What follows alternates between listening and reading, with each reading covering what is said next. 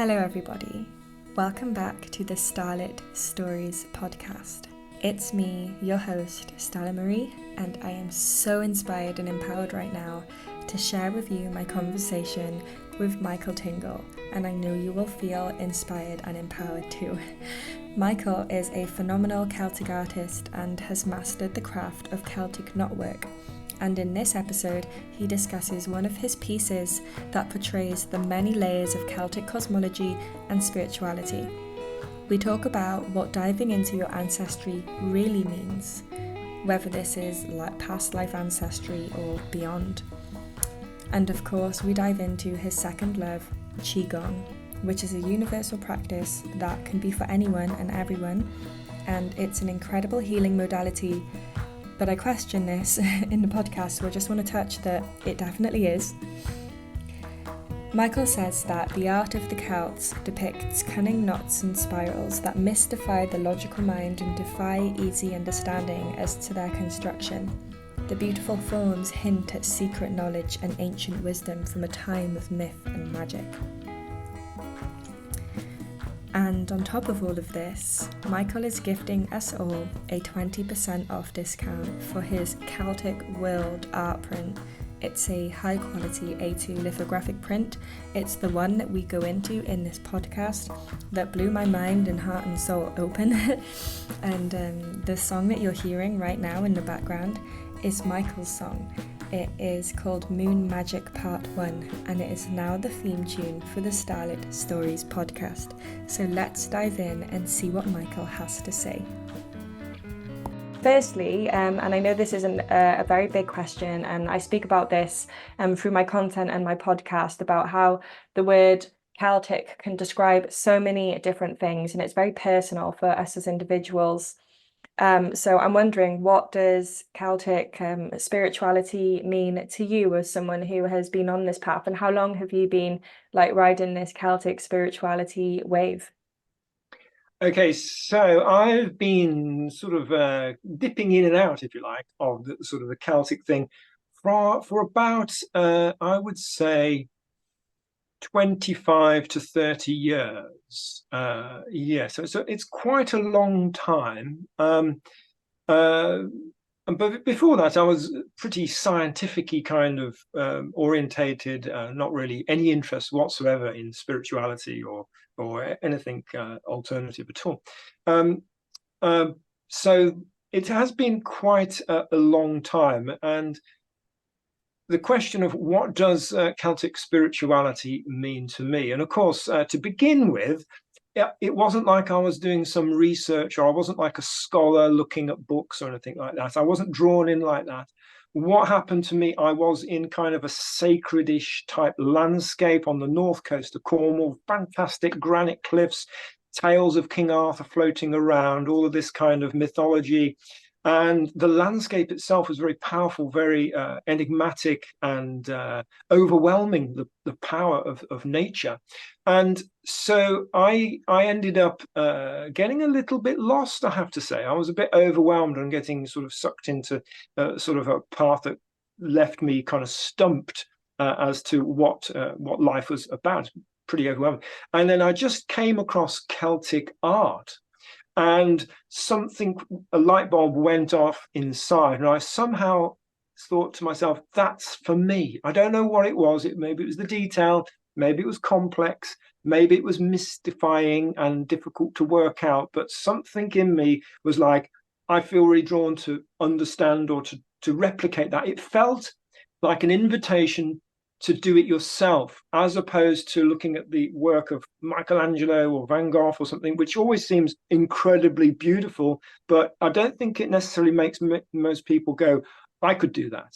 Okay, so whereas Celtic art, it has this little bit of an invitation to those that it speaks to. So I was drawn in on an art level. I started doing the artwork, and that's kind of, it really made sense to me. And I got into the labyrinths and all of that kind of stuff, and it just kept on sort of unfolding and deepening as I went along.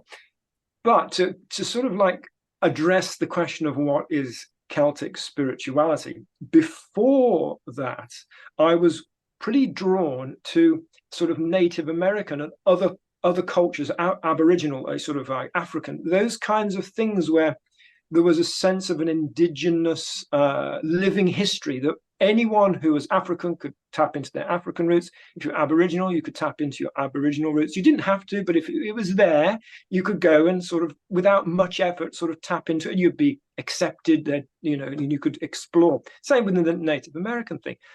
And I was drawn to all of those different sort of earth-based spiritual traditions. However, there was a little niggling thing at the back of my mind that said, "Yeah, but these are other people's spirituality. Their way that the land sort of communicates, the spirit of the land communicates with those indigenous people. What about you?" And of course, it makes you question, like, well, as a white person, you can't avoid these kind of very obvious distinctions at some point. It's like, well, what is the indigenous sort of world for? Because everyone's got an indigenous sort of background somewhere. It's not like certain tribe just popped out into existence and just like was a fresh start. No, they all have an ancient lineage that goes way, way back. So you've got to find what you feel is the oldest connection to your sort of genetic heritage. Now, saying that, I would also point out that there is something called what calls your heart. Okay.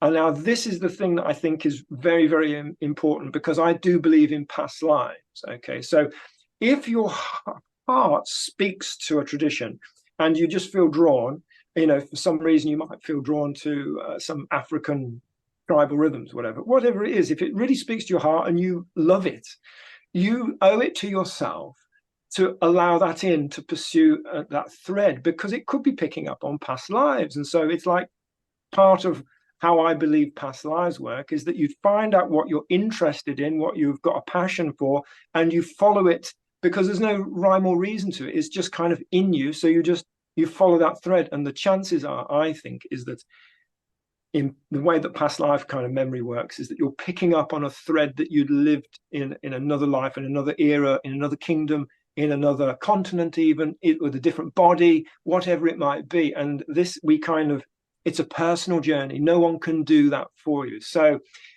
I'm not Irish. I've not got super amazing Scandinavian bloodline or anything like this. I can't speak any of the Gaelic languages. I'm from Birmingham, which is the melting pot of the United Kingdom. It's like an industrial heartland. There's no rhyme or reason. There's not like a big Celtic heritage around where I live. There's no stone circles. There's no standing stones. There's nothing like that. It's devoid of it.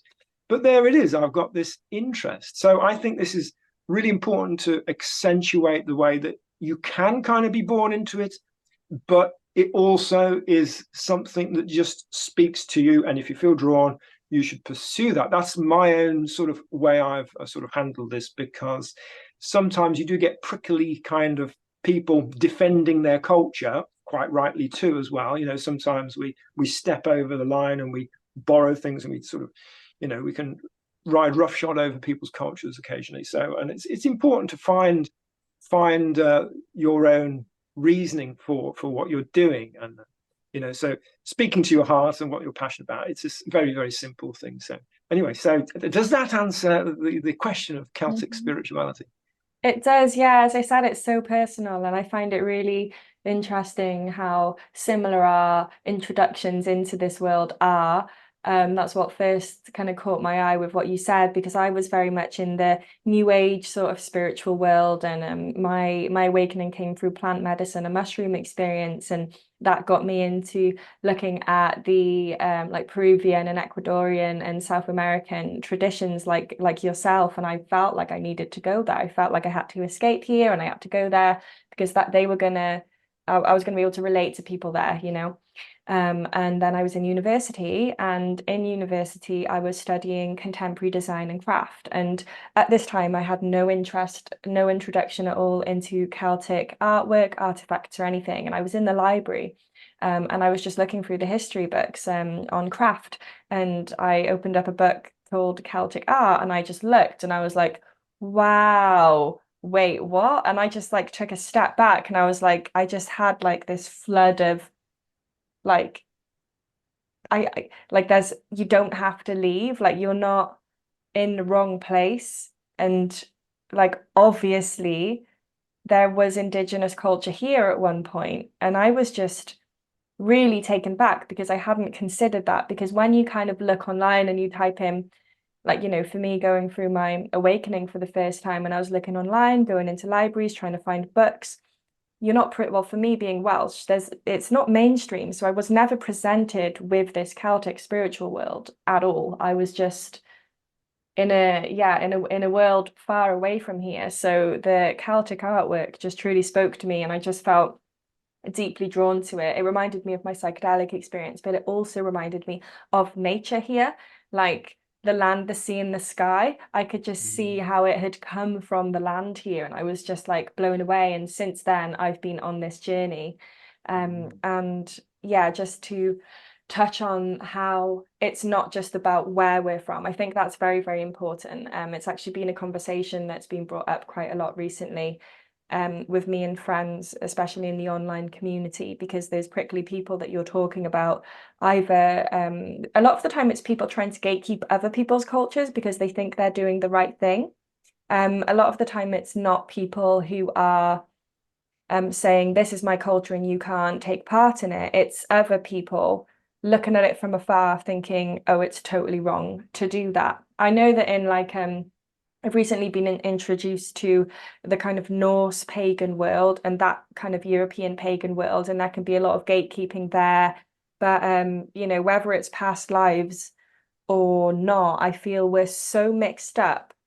That what we're drawn to is like there's a reason to be drawn to it. And as you said, we can choose that reason.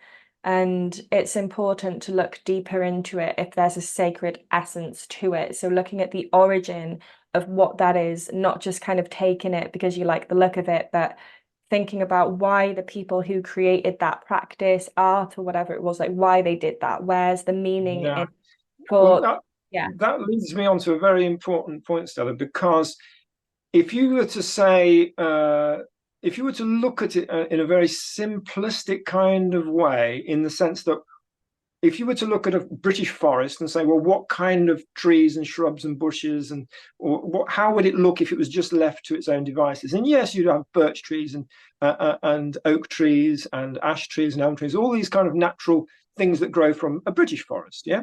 And you could say, well, ask the same question for the Amazon jungle or whatever, and you get a totally different set of vegetation. Okay, so you can see how there's something that just grows naturally of itself. It doesn't have to try. It's not being, it doesn't have to, you know what I mean? There's something of itself. And I think this is what happens is that if I was to,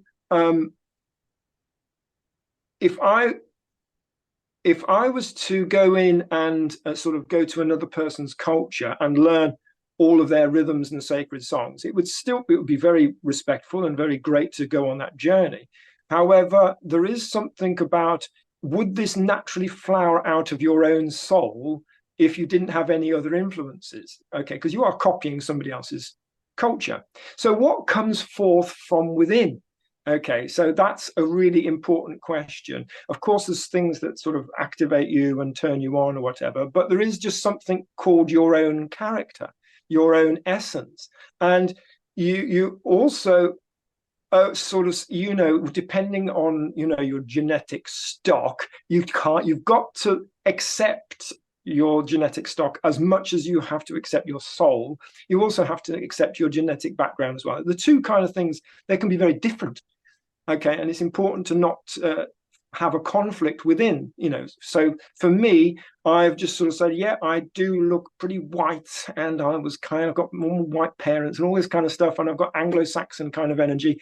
It's just what it is. If I was a tree in a forest, I'd be an oak tree or something like that, you know, something British. Yeah, I can't help that. It's just who I am. So I think there's for sort of the Caucasian white tribe, the European kind of tribes, as it were, there is this kind of disconnect because we've grown up in an educated classical Greek Roman mindset, okay? And it is divorced from its roots, if you sort of mean. You could trace it back to Egyptian, which is interesting. okay, and pre-Egyptian, which is even more interesting. Okay, so there is that thread, and of course, I was very much a kind of anti-Rome person when I first connected to the spiritual sort of traditions of the Celtic people, because I was like, the Celts, it's feminine based, it's organic, it's non-hierarchical, it's empowerment from within, respect to your tribe kind of thing. Each tribe has its own empowerment. It doesn't have this crazy spiritual kind of hierarchical Roman kind of power, if you like, with thousands of soldiers all doing what they're told because a Caesar or somebody gave the order, so they all follow suit. The Celtic thing was always way too chaotic, and I think that cartoon Asterix actually gives a fantastic example of what a Celtic kind of village might have probably been like. It's like a little bit like every man for himself, but fantastic character. They don't like taking orders, all of this sort of stuff.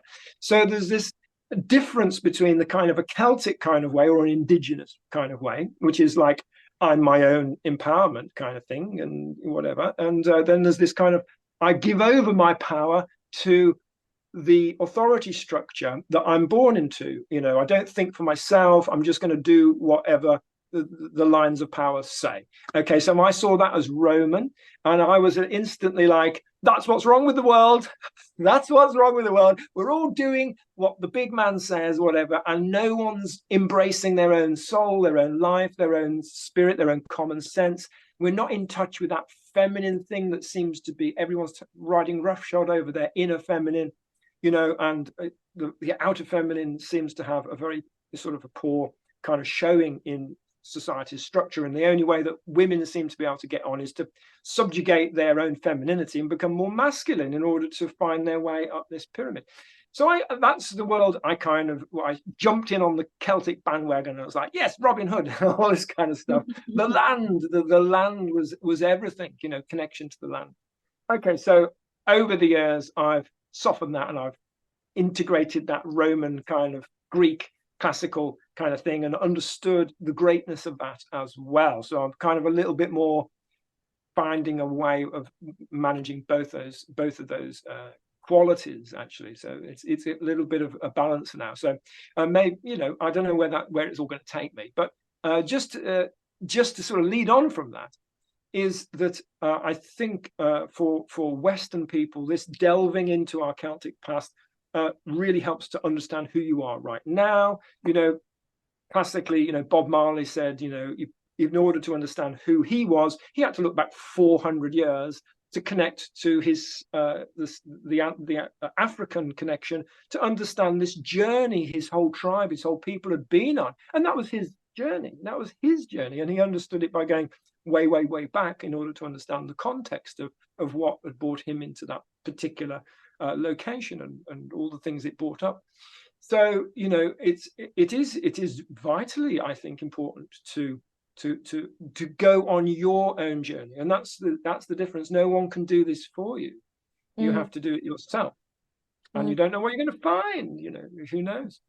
Yeah. But I definitely don't believe in genealogy trees. I don't believe in any kind of genetic analysis. I don't believe in DNA, whatever it is, or the ancestry trees that you on. I don't believe in any of that. I think that's like a pseudo techno kind of thing that blinds people into a sort of a bit of a dead end. And I just think they should just free themselves of all technology. Technology is just basically the last little cherry on the cake of civilization. It's only a tiny, tiny little, it's only happened in the last 10 or 20 years, whatever it is, or even 100 years, it doesn't make any difference. You need to be able to find out who you are outside of all help from technology, whatever. It's got to come deeper than that, because technologies are always changing, but something within ourselves is independent of all technology, of all cultural conditioning, and there's something inside of each of us that's independent. This actually brings me to think about the Celtic pagan world online, and how kind of strict people are about knowing the facts of the history. And I get a lot of people say, well, there's absolutely no point in you like going into this, because we don't know exactly what our ancestors believed or exactly what their practices were. So there's just no point at all, because you're living in a fantasy or a delusion. And I'm just like, that's just like, I'm not here. We're not here trying to recreate the past. We have like a deep longing for understanding ourselves, understanding the land, understanding each other, and through looking at our, like for us, our ancestry, or like even going back as Bob Marley did for 400 years, just connecting to and drawing inspiration from the history is beneficial. It is powerful, and it doesn't cause us to live in an illusion. It actually draws us closer to what our ancestors would have known or understood. So I'm currently liking and looking into the word Pratani that I've brought up a few times. And Pratani was the word that a lot of the people on Britain would have understood as where they're from. So using that word is connecting with them because they recognize that word. And I understand that spirit speaks spirit language, but I do believe that looking at, like, language is a very important part of culture, and looking at the language and going and talking in the language that the ancestors of the land would understand is such a deep way to connect to them. And I don't have to know exactly what they were practicing or exactly what they believed in. There's just little threads that I can pull on from what resources we do have that can connect me. And I just really encourage people to whatever that little thread is in this moment, like follow that, and not to get too overwhelmed with the amount of history that can be understood, and with what's what and what's not, and just to, if one thing is calling you today, follow that through. If that's bringing you to do further research on that, follow that through. But because of within the Celtic world, there is so much to unpack. I feel like it could be quite overwhelming, and immediately go into the history. Well, yeah. Yeah. So let me just pick up on that stuff, because it touches a little bit of Celtic philosophy or spirituality or cosmology, if you like, that I came across 30 years ago, and it was quite an interesting spiritual angle that the Celts had. Now, you think, well, where did I get this from? But somewhere along the line, I heard about it, and then I ended up incorporating it into my master work. I spent a year and a half painting this one picture that summarized Celtic cosmology, the Celtic wheel of the year, the Celtic art, the herbs, the land, all the different aspects of Celtic culture, including the World Celtic Tree. I kind of combined it all with Excalibur and the Holy Grail and King Arthur and all these kind of things. I've Okay, seen it. into one. I was looking at your video earlier discussing it, actually. I'm going to recommend people to go and look at that after Yeah. this. So one of the things that the Celts had was they had these three worlds. Okay, there was this world, okay, which is obviously this three-dimensional material world that we're literally the literal world here. Okay, and then they had the other world, okay, which is kind of, you may regard as above, if you like, and that's maybe a starry kind of higher thing. And they also had an underworld. Okay, so this is like Stonehenge, this is roots, this is down under the ground, it's the earth, all this, whatever. So there was these three realms, if you like, and the Celts said, okay, you have to take my word for this. You have to take my word for this. What they said is that basically you don't need to know all this other stuff. The way they approached it was, in order to understand you right now, you have to understand the world that you've just come from and where you're headed to.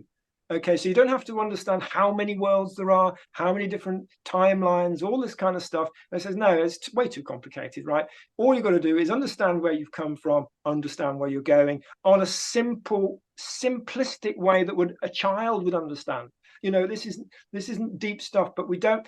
I think this is why I picked up on what you said before, was this overwhelming sense of knowledge and what's right, what's wrong, all this kind of stuff. That reminds me of kind of lots of kind of threads, very overwhelming, lots of information coming through from this kind of mental world, if you like, and they just wouldn't have entertained that amount of confusion. Okay, they would have just said, well, hang on a second, I've just got, this is a personal thing. I've got to understand who I am in this moment. I've got to, in this world, this direct physical world, I've got to understand where I've come from. I've got to understand where I'm planning to go to, this very simple kind of thing. And so it kind of pushes away a lot of this confusion of the mental world, which is exceptionally competitive and very, very aggressive and dominant, and tends to be occupied by people who want to score points and win an energy battle. And they don't have any truth to really share other than what they can remember from Wikipedia. So, I just don't take any of that seriously. I literally dismiss it because it's their journey. They want to project it onto me, but I'm not having it. So I'm just carry on my own journey of, and some of the stuff that's official is just theory. Yeah. They don't know. They weren't there. But when something speaks to your heart, like the tales of King Arthur and Lancelot and the quest for the Holy Grail and Morgana and Guinevere, something, it's like, hang on a second, where's that connection? Where's that coming from? I don't understand why I'm really drawn. And it's because there's an emotional connection. There's a very powerful soul kind of connection, and that isn't something that you can get from a book particularly, or learn it, or you can't be educated. And that's one thing they did not have was books. They weren't solidifying meaning or that's it. or writing, which is why I actually do emphasize to people that is not necessary at all to connect on this path. But if there is one thread of that you would like to go down, follow that one. If you try and follow them all, it is going to get very confusing. And like, knowledge is the mental world and the world of the mind is a very new kind of place that we live in here in society. It's like the age of reason was long after this Celtic world, and we're trying to reason things, understand things, measure things. And for me, my deep association with the Celtic artwork I was talking to you about came from a psychedelic experience I had. And I've had people say, but like, you saying that is giving misinformation to other people. And then those people might go along and believe that Celtic artwork is a psychedelic journey, but it's not that. It's, for me, I was deeply and emotionally and in the moment connecting. And I thought, wow, that really reminds me of my psychedelic visuals that I had. And then if I look towards the Shipibo tribe in South America, they, from their ayahuasca journeys and experiences, all of the patterns that come through to them, they have everywhere. So on all of their tapestries, they tattoo themselves. Like the shamans in the Shipibo tribe, they'll have their own medicine song that they'll be shown through their ayahuasca journeys, that they will tattoo on themselves, and that's like their medicine song. So because I knew about that, when I then looked at Celtic artwork, I thought, that looks like my psychedelic journeys. Perhaps there is a link there, just because I know it's happened in other indigenous plant medicine-based cultures in the world. It is quite important to learn the lesson. One day, we all have to learn this lesson, which is what is the mind and what is not the mind, and for a long time, we can enjoy going down the pub and arguing and stuff like that. And we've all probably done this. And I greatly enjoyed all those great intellectual jousting that goes on. But there is something deeper and more truthful, and it isn't in books, and it's not an agreed upon version of what history is and whatever, that's a completely different thing. And sometimes it's really respected in a society, mainly because it enables you to earn a living. Okay, so if you're good at education, if you're good at these memory games and all this kind of stuff, you could probably get a well-paid job and secure yourself something for the future and raise your family, pay the mortgage, and it's great. Okay, so there is this kind of usefulness to that whole journey, but don't fool yourself into thinking that you're learning something more than an intellectual exercise. That's I mean, it's the old adages, I mean, it's like, which scientific thing has not been overturned in the last 100 years? They've all science has edged towards a greater truth, but it always undermines the previous one and says, no, that's wrong now, and we're getting slightly closer. And it always has this monumental arrogance, which is basically, it is always right. But yeah. What you just said though, about the memory game, it's really interesting, because if we're talking about the people in the Celtic period, that memory game was their spiritual practice, and they didn't, I believe, write their stories down. This is my own theory, but because they were always changing, and stories are always changing, and history is always changing. And for us to write something down and grasp and believe reality is a certain way is to miss the point in the transformational cycles of the world altogether. And if these people were having these shamanic journeys, especially with the psychedelic mushroom, what it teaches you is that everything is ever changing, everything is stories, and we're all a part of this wonderful magical story. So for these people, I believe that they would like train for like 20 plus years in that intellectual memory, but it's a different approach to it than today. Like, I think today, if something is widely accepted, you can't breach the lines. If you want to be in that academic world, you have to wait for it to have then shifted so it is then widely accepted. Otherwise, you're like, yeah, you're a part of the evolution. And I think most people don't understand that while we're waiting for things to be proven, and while we're waiting for like scientific studies to be proven, while we're waiting for history and archaeology to be understood, there are people out there who are called the magicians, who are cast aside, and they will become the scientists and the archaeologists. It's not like these proven facts and theories are always science and believed. They're magic before their science, and I think that the idea that us who we don't have these certifications to kind of study certain things, for us to come up with theories that are out there, I think people just immediately just don't entertain. They don't want to entertain something unless it's already proven, but they don't understand that in order to prove it, you have to have gone through the process of knowing it might not be real in the first place. So yeah. Yeah, I mean, you sort of touched upon the complexity that sort of, it's like being drawn into this labyrinth kind of world. And there is an aspect, I suspect, to all spiritual traditions where we all kind of get a little bit lost. And a lot of Celtic art looks like a labyrinth, doesn't it? And the brain itself looks like a labyrinth, and it's got all of this complexity.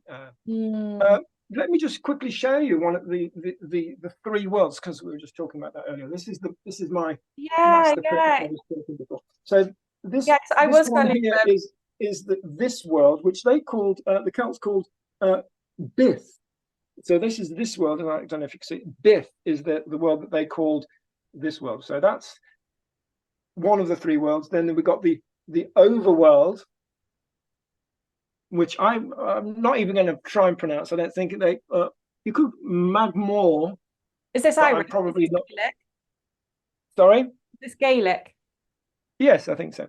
So that's the other world, the overworld, or the other world. As you can see, I've loosely associated with the head and the sky and like upper energy. This is kind of middle, okay? And then below, we've got the sword going through, sort of, this is the Stonehenge kind of energy, down into the mystical underworld. And that one's called Tir Andamain. Okay, that's an interesting, I'm probably not pronouncing that right either.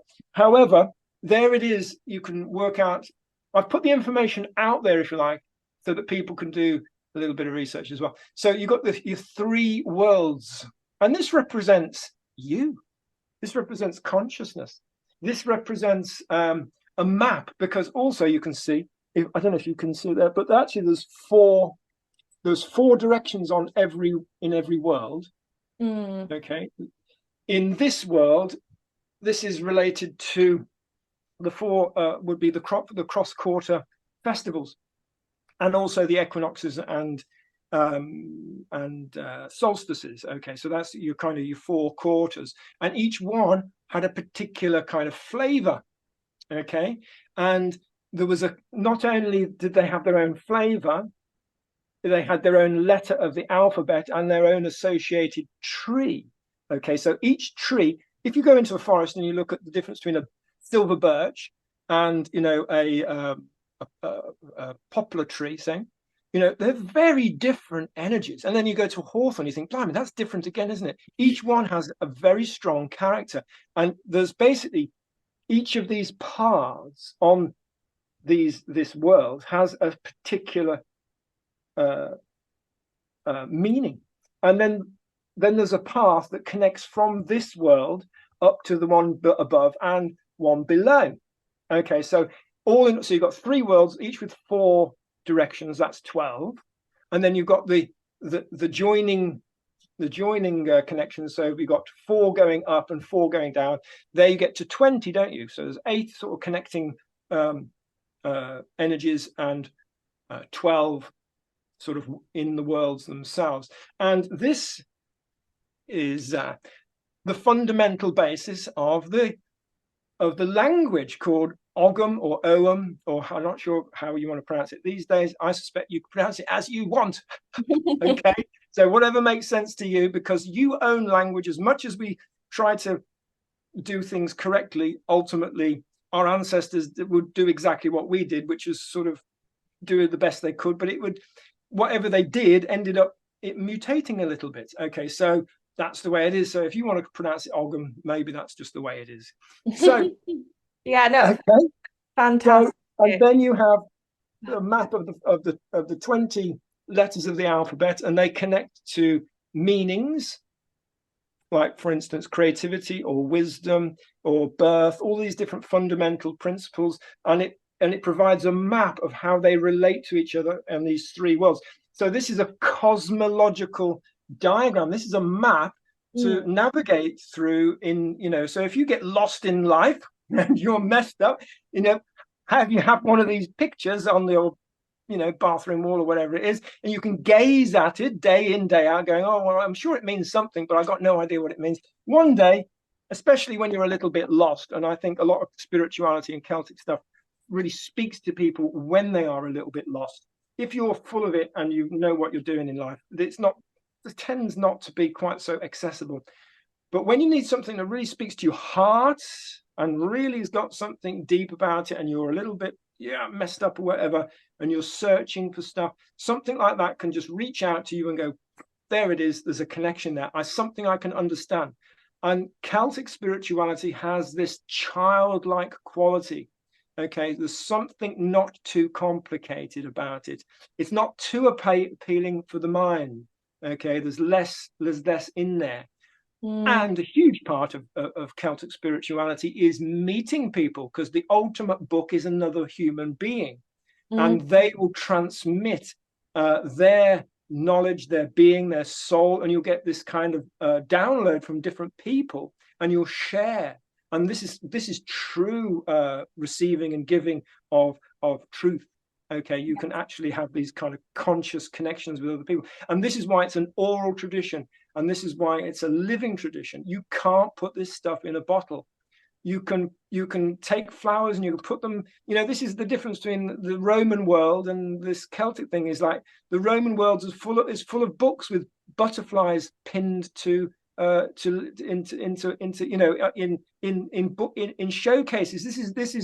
This idea of this Roman mind world has made a prison out, or just it's a dead world. It's a museum. It's gone. It's finished. There's no life in it. It's finished, and they won't allow you to it's just like, forget it. They've got their knowledge and they're not going to let it go. But the Celtic thing, it's just alive like a baby. it's like springtime all over again. It's just the way it is. That's just the way it is. You can't put this stuff, you can't put the lightning in a bottle. It doesn't work. And the Celts understood this, the Mayans understood this, the ancient Egyptians understood this, the ancient Indians of all different continents, and all these ancient indigenous tribes, they understood this. They understood the now. The power was in the now. It's not in tomorrow, and it's not in yesterday. It's only present. It's only in this thing. That leads me on to Qigong. Okay. Yeah, I need to comment on that artwork. It's like incredible. Like, do you sell prints of that? Because I want one in my bathroom. Yeah, well, I do actually, and I've got these exceedingly high quality prints available. They're on my website. Okay, I'm putting your website in the description. Honestly, okay, I'll do a special promotion, give a nice discount for anyone that's watching. If you type, I'll give out a little code or something, and you can get it for a good discount, because I definitely need to share this energy, share this knowledge, because it is stuff that you can pin on your bathroom wall and ponder about it, and it's just there soaking in. Especially if you've got young people floating around as well. Youngsters, they sort of, it's like they know there's something in it. They don't really understand. It doesn't matter, but every time they go and visit auntie or whatever, they see it again and go, "Oh, what is that all about?" And it's like it's something about you. That's what's interesting. It's about you. And honestly, if I took fine art, I would have created a piece with that meaning. That's 100% what I was trying to do when I found the Celtic artwork in university. That's what I wanted to do, but I took a craft degree. My tutor was like, "No, you've got to focus on one craft," and that's what I did. But that artwork there is just like phenomenal. That explains so much, and I think a lot of my audience will really appreciate how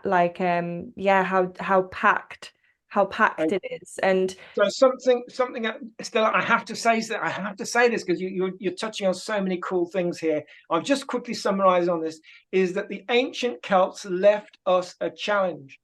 Okay, and what they left is said, this is how good we can do it, right? And they created the Book of Kells, which is the greatest work of calligraphy this world or any world has ever seen, regarded as the work of angels, because people literally couldn't believe a human being had made it, right? The Celts left us a challenge and said, this is what we could do. What can you do? Okay, so if you're drawn to the Celtic thing, just know that deep in your heart and in somewhere in the way back, you've got this blueprint to excel and to be absolutely unbelievably amazing at this thing, right? So it's like saying, and that's why I took 1.5 years doing that print, okay, because I wanted, something inside of me says, I can't let the ancestors down here. I have to do it to the maximum of my ability and give it everything, so that I can let that go and say, that's as good as I could do when I was 30 years old, right? And which is what I did when I was 30. Okay, so it's 1.5 years it took to paint that highly detailed painting. Okay, so I just wanted to say that, because there is something about the Celtic thing which is the best. Okay, they didn't do a pyramid, but they did detail like no one else. Like no one else. And it's very really playful. Yeah, it's really difficult. The Celtic Knotwork is, as you know, and as I know, because we've both studied it and spent a lot of time working with it, is not easy at all. It is insanely intricate, and for me reminds me of like roots, the mycelial network, as you said, the brain, the veins. It is just so symbolic, and we don't need to know exactly what symbols they associated or meaning they associated with their shapes. That's again knowledge and knowing. It's very obvious when you just become a Celtic knot yourself and you realize that it is life. Everything you've just mentioned, the meeting people, speaking with people, the free worlds, it is just all interwoven. And the more that we go into our being and the less that we're actually like thinking, the more it becomes apparent. And I just find it like so incredible, because like they've got in every single shamanic culture, in every single indigenous spiritual culture, you've got the free worlds. you have these three worlds, and it's just incredible that that is also within the Celtic world. I've heard of the three cauldrons before, but because I'm Welsh, I'm trying to figure out what's going on over in Wales, and I rely on other people like you and other people I know who are really deeply into the Irish stuff to give me that information. But what I figured is, especially with Wales and the Welsh Celts, they wanted it to be a mystery. That the reason that we don't have the history is because it is a mystery, and that's the point.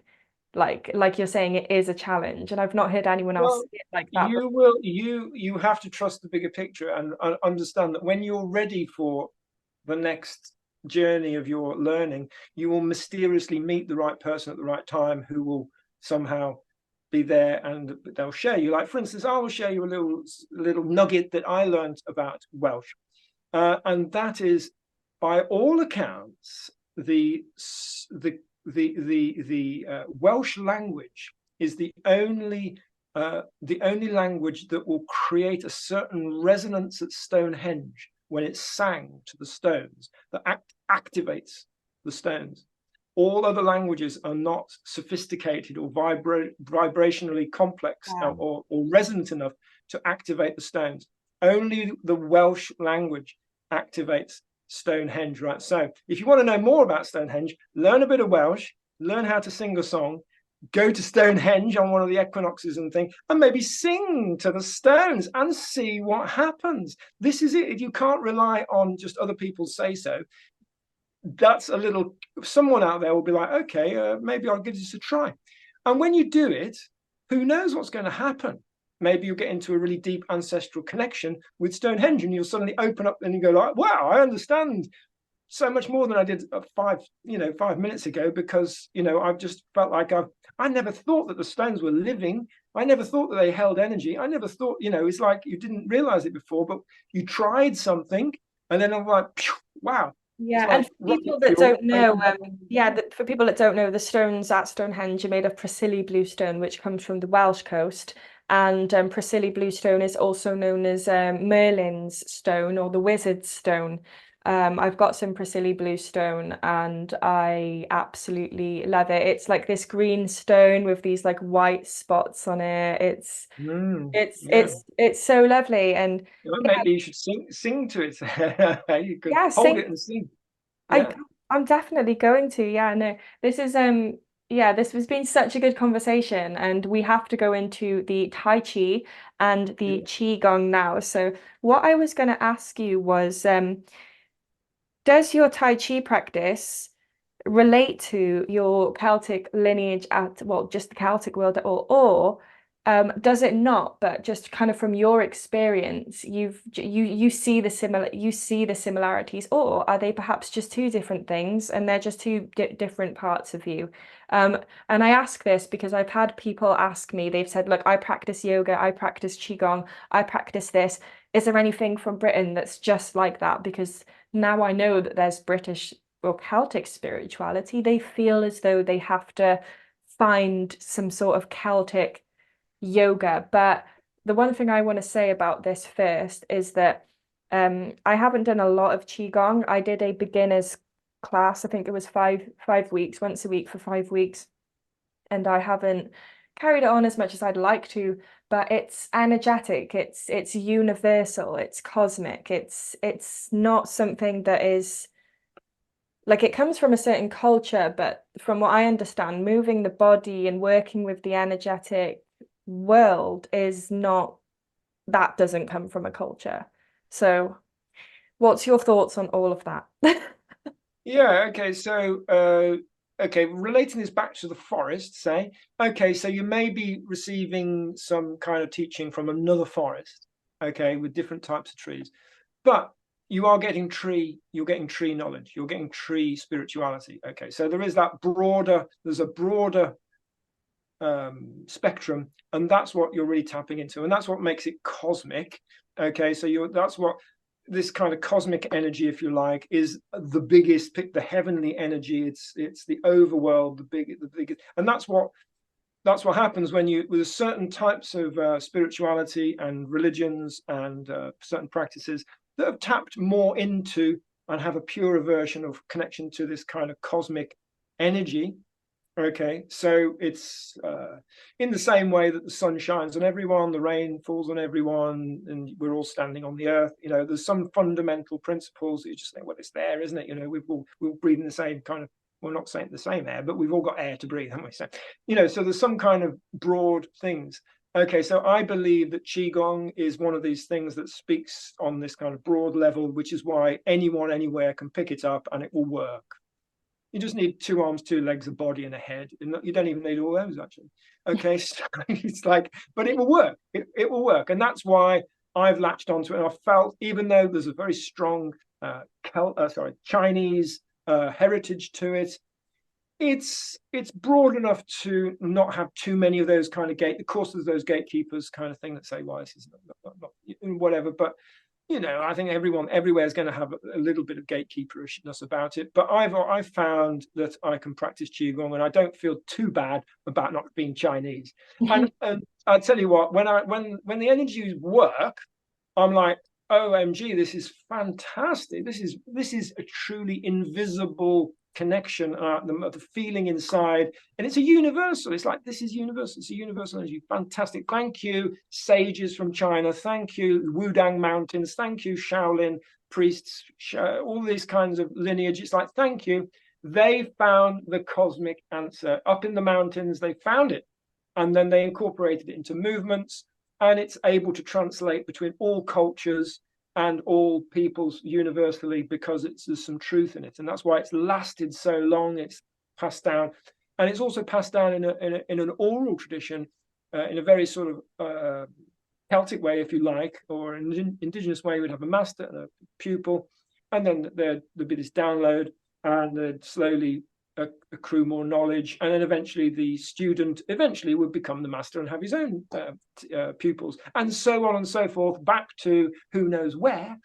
Okay, so now the question is, how does Celtic spirituality or artwork or whatever in any way relate to these cosmic principles or movements, whatever? And the only way I haven't found a direct connection, but what I have found in Chinese culture, the highest levels of Qigong are expressed as calligraphy. Okay, so they wouldn't see it's like they all wrote poetry, they all did the calligraphy, they all did the Qigong, they all did a tea ceremony, they all lived according to certain principles in their society structure. They had these things in place, and that they were regarded as kind of expressions of each other. Okay, so you could take the calligraphy and put the fine understanding of the flow of the brush and the spirit of that, and you could put that into your sword form. It's the same chi acting, but in a different way. Okay, so in the sense that you can see the chi of the Celtic scribes in the Book of Kells. You can see their character in the way that they playfully expressed all of these myriad of spirals interlocking with each other, and the playful beasts and stuff like that, because they're showing the chi of the scribe, who is a very spiritual kind of grounded whatever, and they can see these patterns emerging. They can't help it. There is a strong connection. So by learning more Qigong, which I'm learning emptiness. Sorry about that. I'm not learning. I'm learning to be more empty. There's kind of, okay. So I always say that to my students. Congratulations if you're learning Qigong. Your gift, what you've earned out of your Qigong practice is nothing. Okay, so. Okay, it's like, yeah, but when you feel that nothing, it feels quite good, actually. It's like nice. It's like, yeah, okay, I get it. Like, and when you have that kind of nothingness, and then you express it in your painting or your music or the way you talk to your mother and father, all of these things, that's how it's playing out, you see. So it all ends up being expressed in something. But there's not a lot of glamour to Qigong. It's not like you can win a fight necessarily, or win an argument, or whatever. It's not even like you're gonna not ever be ill or anything like that. It's slow, and it's a little bit, I call it tortoise medicine. So just like a tortoise, they have these like little tiny steps. Okay, it's not a big showy like explosion of power and fantastic whatever. I call it tortoise medicine. Tiny little baby steps, right? but they are unstoppable, and it's the ultimate successful energy. It's the same speed with which the season changes. Okay, it just slowly creeps, it slowly creeps, it slowly creeps, and this is unstoppable power. This is our inheritance, and this is what you're tapping into, is the universal empowerment that it's our birthright, it's your heritage. Everyone's allowed it. There's nobody to be excluded. It's like just there for everyone. But things like tension and stress, on whether it's emotional, mental, physical, all of those effectively are blocking out your access to the life force, the chi. So there is this dynamic balance between dynamic energy and openness, lack of tension. So you need the two together. It's not about just being super relaxed, otherwise we'd just be in bed all the time. And it's not about the power, because you'd be too tense and all that stress and like going to the gym and pushing yourself. It's a little bit of that, but not. It's the balance. So you've got to have the emptiness and the easiness and the relaxedness in harmony with this masculine dynamic power. Okay, so really a lot of Qigong is about learning to respect your own yin in your own body again. So we don't allow the mind, which I would regard as yang, if you like, very masculine. We don't allow the mind to bully the body. Okay, so the body in Qigong and in many shamanic traditions, the body is a super duper intelligent thing in its own right, with its own intelligence. It's like a massive cosmic intelligence to your body, and it's talking to you all the time. It knows so much, but the mind can be very dominant and sort of crush. There's a biblical saying, the wolf shall dwell with the lamb. Okay, but most of us, we have our wolf eating our own inner lamb. We need to separate the wolf, because he's always hungry and it's always busy. So it's eating the lamb over and over again, right? We need to get the wolf back into the correct relationship with the lamb, which is to defend it. Okay, your yang is there to protect your yin. You're supposed to be protecting. This is the relationship to the yin and the yang, and they need to work together, not the yang feasting on the yin. Okay, and it happens within first. The yin is your body, and you're going to listen to your physical body, and the center of what you listen to is in the dantian, which is basically the belly. Okay, so in this belly center is the place that you're going to suddenly start to listen to. You're going to feel the physical. It's not imagination. It's literally your feelings. Okay, once you allow and respect your own feelings again, you can harmonize that with this wolf mind energy, and you can work in totality. Yeah, the wolf mind energy is the Rome in this instance, isn't it? Like this, it's like you're explaining the same thing that you were earlier with the Celtic being very much in the moment, interwoven, chaotic, lots of things going on, very feminine, and then and emotional, and then the mind and the yang is the Rome, is the knowing, the crushing, the owning, the taking over, but it has that power within Rome and within an army. Imagine if that power was used for good, but it's because of it's not balanced over that. And I heard, and I don't know if this is true, but with the Welsh Celtic people and the Irish, they would fight with the women, which is why they fought a lot harder and they were so difficult to take over, because if you're a man and you're fighting next to your wife and your daughter and your sister, you're going to fight a lot harder. You're going to protect them. And as that masculine role, like you're saying, it is to protect the feminine. And with Rome, it was just rows and rows and rows of men doing what they were told.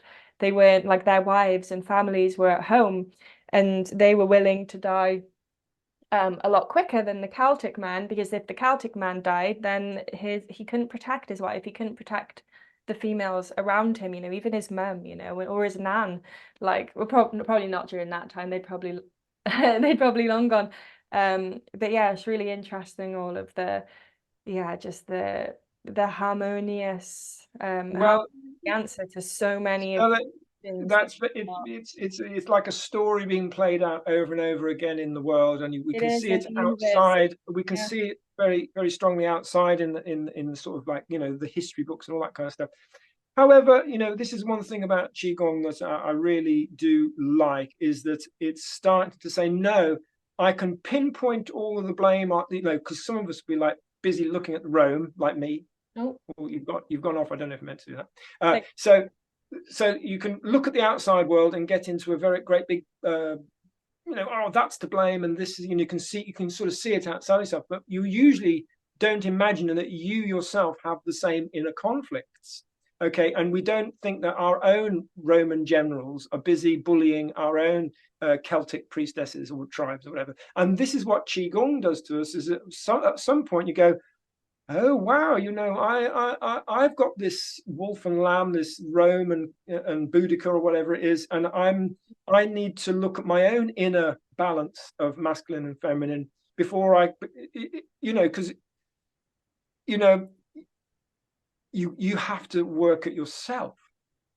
There is a moment in everyone's life, I think, when they realize that solving everyone else's problems is all very entertaining, and we all do it. We all point out every other culture's errors and our own culture's errors, and every we're great at pointing out everyone else's faults. It's super easy to do it like that because we're intellectually kind of stimulated. It gives us this kind of little self-empowerment. But when you do Qigong, when you apply this stuff to yourself, we suddenly realize, oh wow, I never listen to my body's feelings. I'm always overpowering my body's feelings, and so how can I learn to listen to the wisdom of my physical body again? And it's actually the Qigong is a way in. so It's a way in. so it's more like it's not something that's like a healing modality that you've got something wrong with you, you use Qigong and it'll help to heal you. It's more like a keeping up with yourself and a like an anchor into remembering that your mind will take over if you don't take those moments to reflect and move, because it's like journaling is similar, but it doesn't force you. It's still a mental thing. Like I feel like with Qigong, like if you do it even every 2 weeks, you do the Qigong and then you're very in the flow and you think, oh God, I was really letting my mind take over my body. And this has reminded me that I can be peaceful if I allow that. And then if you don't do it then for ages, like for years, you'll fall back into that. So doing something like Qigong or Tai Chi on a regular basis, keep like this, similar with meditation, because it is a meditation, but it reminds you when you start falling into the mind that it's really beneficial to stay in the body and Yeah, without having some kind of yeah. anchor point into that. And most people actually don't enjoy the sitting down meditation. So I think Qigong is really beneficial. And I wanted you to touch on one thing with the Qigong, and that is connecting with the earth energies. So I know that it's like recommended to do it barefoot and to do it on the land, and you do your sessions on the full moons and alongside the moons. So if the last thing we could just touch on to end this podcast is what is the what happens when you do these practices and you're aware of the connection you have with the natural world and the moon, say, like are you tapping into something, or is it just, oh, it's cool to be barefoot and do it on the full moon? Okay, my own approach is this. It's more important for me, and the way I teach it is, it's more important to do anything that's going to encourage you to want to do it again. Okay, so I try not to get too wrapped up in particulars, any strict things to begin with. And if you want to do it barefoot and you're drawn to that, absolutely do that. I've heard different schools of, sometimes, in fact, I think in a traditional Chinese, they like to have like a plimsoll, and in some way this creates some kind of there's a reason they want you to have a rubber plimsoll, and I can't actually remember the reason. But there's another side to it, the way my sort of hippie self connected into Qigong, where I was like, I took all my shoes and socks off and I stood on the rocks and I stood on the earth, and that's what made sense to me. These days, I'm just, if it's cold, or if the ground's a bit cold, I put on some sandals, slippers, or whatever. I just do that. Because this brings me around to what I would say the main thing about Qigong is this: it doesn't necessarily have a big glamour to it, whatever, but there's something very deeply peaceful, and it works almost in the background of your life. Okay, and so this is why the quality of creating a rhythmical, self-disciplined pattern that you can replicate even on your bad day, okay, is so important. Okay, because if your routine gets derailed because you go on holiday, or you become poorly, or you're too busy, you might have started off with the greatest will with the greatest intent, but what good is it if you're not doing it? Okay, if you it's like a bicycle. Once you fall off, it's hard to get back on and start going again, but once you're going, it's easy peasy. Okay, so you need to create a rhythm to your practice that you can sustain. Okay, so this is why I say 5 minutes is enough, 10 minutes is enough. Do something every day, or maybe every other day, or maybe twice a week, or whatever it is, but that you can sustain it even when you're in that mood, and when you don't feel like getting out of bed, all that kind of stuff, because you need to be able to think of those times as well. Because one of the ways that you get benefit from Qigong is its rhythm. It boom and bust doesn't work well with Qigong. You've got to create something that is steady. A rhythmical. Is that why you do it with the new and the full moon then? I do it, yeah. You get a little bit of time off in between. It's like 10 days, 12, something like that many days, 12 days in between the new and the full moon. We have a little intensive Qigong session for 3 days, in the morning and the afternoon, only for half an hour. So that's 6 sessions every new moon, 6 sessions every full moon. And I tailor the exercises depending upon the quality of the moon. Now, this is all done completely intuitively, and there is no manual for this. And in some ways, it's enough to do the practice. Okay, but the new moon is very good for intention setting, is it not? Planting seeds. And the full moon is really good for letting go, because you're going into the waning phase where the moon is releasing and getting smaller. So that's an excellent opportunity to let go of something that you feel like you've been bothered by, and you just want to let go of something. Maybe it could be a relationship, it could be a mood, it could be anything, but you think, I just want this to go.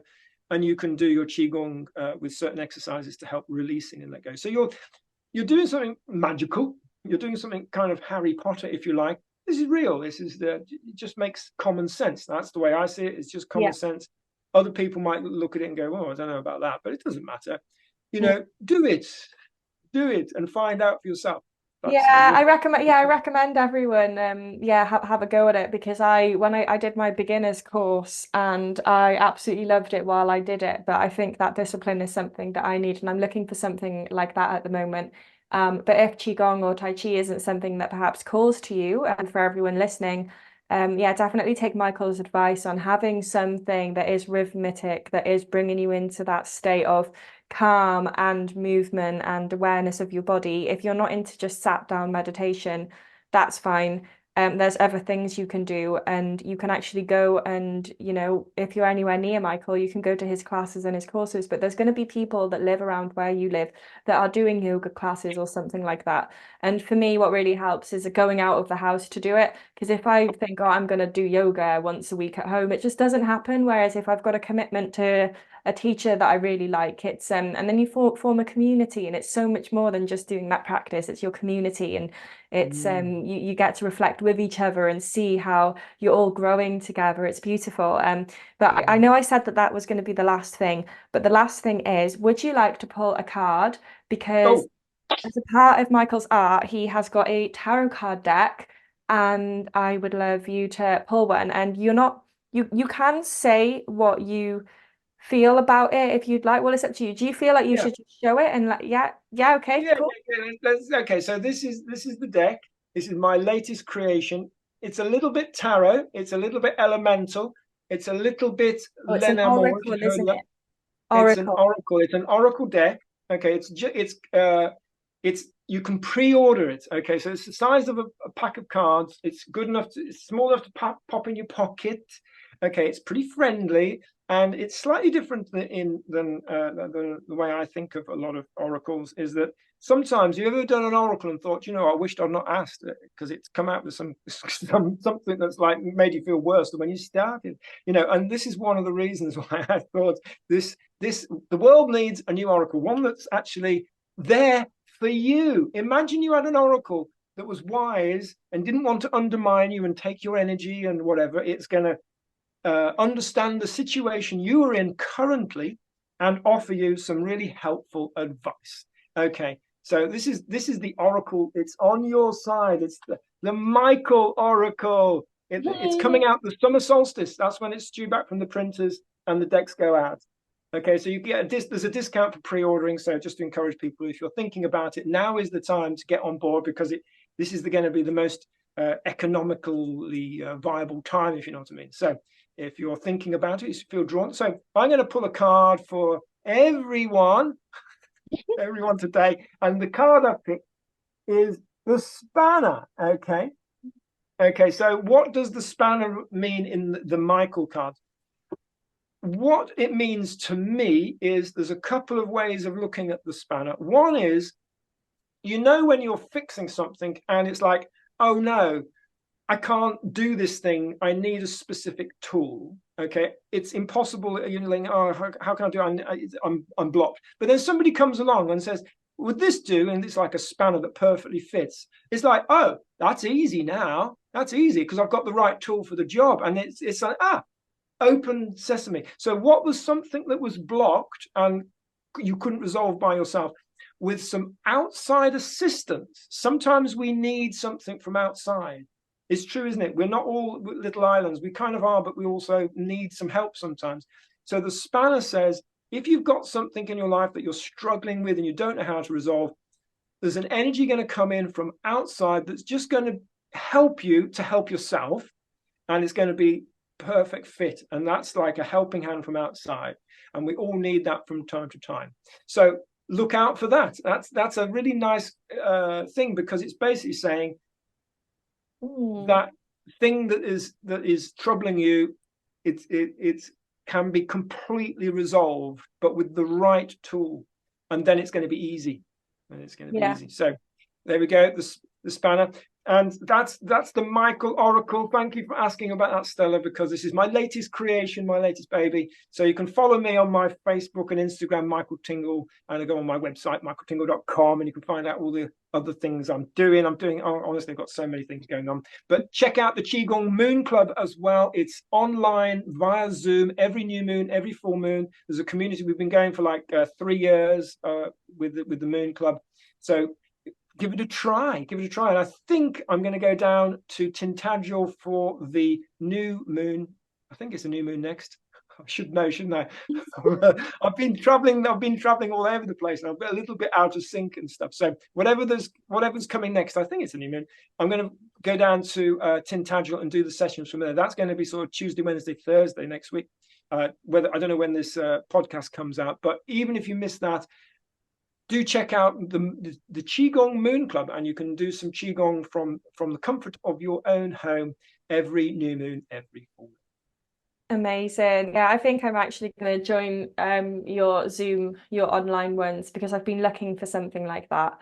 I really need it. So thank you so much, Diolch, for joining us. I'm sure people are going to absolutely have loved this conversation. And for everyone who did like that artwork that expressed the Celtic cosmology, I am going to link below, even though Michael did go into it. You've got a video that goes into it a little bit more in depth.